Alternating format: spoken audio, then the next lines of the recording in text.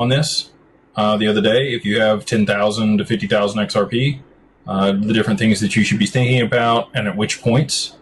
This person says no tax on XRP, right?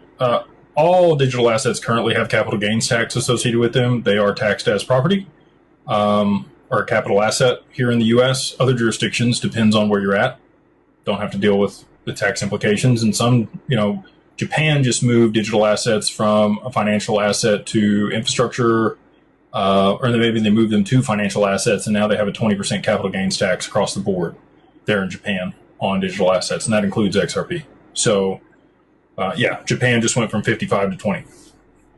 So the rest of the world's trying to catch up here. I think tax and that regime and how that's going to work with digital assets will likely be later this year. I interviewed the head of NABA, which is the North American Blockchain Association.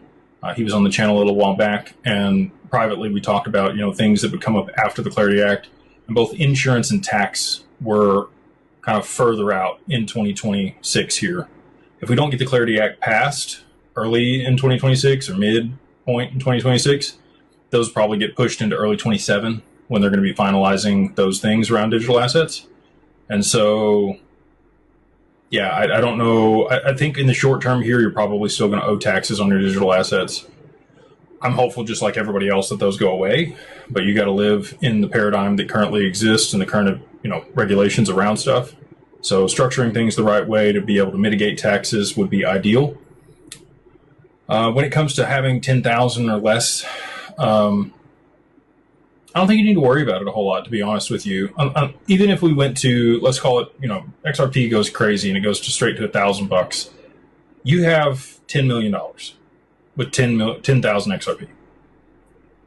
That's a lot of money. It's enough to retire on. You could move your stuff into an LLC at that point. You could move it into a trust. You have the money to pay for it. You can take your time, especially if it does what I think, which is move to a high value and then stay there based on transaction volume moving over the network. So not overly concerned there. A lot of the reason that you want to be proactive and set things up earlier on, if you had 50 to 80,000, is if we do see $1,000 XRP in a short period of time, you now have 50 to 80 million dollars, which is above the gift tax threshold here in the U.S.